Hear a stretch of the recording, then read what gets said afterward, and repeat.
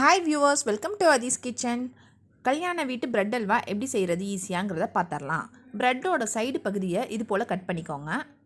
இப்போ நான் 5 பிரெட் எடுத்திருக்கேன். இதை வச்சு தான் நம்ம இப்போ பண்ண போகிறோம். நான் ரெக்டாங்குலர் ஷேப்பில் இது போல் நடுவில் கட் பண்ணி எடுத்துக்கிறேன். நீங்கள் ஸ்கொயர் ஷேப்பில் இன்னும் கூட சின்னதாக கட் பண்ணி எடுத்துக்கலாம். ஒரு பாத்திரத்தில் எண்ணெய் விட்டுக்கோங்க. ப்ரெட்டை பொரிக்கிற அளவுக்கு, ப்ரெட்டு மூழ்கிற அளவுக்கு எண்ணெய் விட்டுக்கோங்க. இப்போ ப்ரெட்டு துண்டுகளை நம்ம இதில் சேர்த்துக்கிறோம். இதை நல்லா வறுத்துக்கலாம். பொன்னிறம் மாற வரைக்கும் வறுத்துக்கோங்க. வறுக்கி பதத்துக்கு நல்லா மொறுமொறுப்பாக கிறிஸ்பியாக வந்துடும். இந்த மாதிரி ப்ரௌன் ஆனோன்னு நல்லா எடுத்துக்கோங்க. ஃபுல்லாக எண்ணெயை வடிச்சிட்டு எடுத்துக்கோங்க. நீங்கள் கையில் கூட புழிஞ்சிக்கலாம் எண்ணெயை. இன்னொரு பாத்திரத்தில் நெய் விட்டு முந்திரி பருப்பை வறுத்து எடுத்துக்கலாம். உங்களுக்கு தேவையான அளவு முந்திரி பருப்பை வறுத்து எடுத்துக்கோங்க. 1 கப் சர்க்கரை எடுத்திருக்கேன். நான் 3/4 கப் எடுத்திருக்கேன். 3/4 கப்புக்கு 1.5 கப் அளவு தண்ணி ஊற்றிக்கலாம். 1 கப்புனா 2 கப் அளவுக்கு தண்ணி ஊற்றிக்கலாம். இதை நெய்யில் லைட்டாக சர்க்கரையை வறுத்து அதில் 3/4 கப்புக்கு 1.5 கப் அளவு நான் தண்ணி விட்டுக்கிறேன்.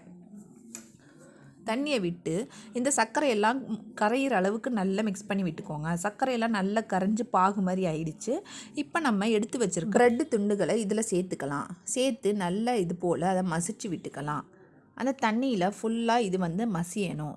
இது போல் நல்லா பீஸ் பண்ணி நல்லா மசிச்சு விட்டுக்கோங்க. அவ்வளோதாங்க. தண்ணி எல்லாம் ட்ரை ஆனோன்னா நம்மளோட சூப்பரான ப்ரெட் அல்வா ரெடி ஆகிடுச்சு.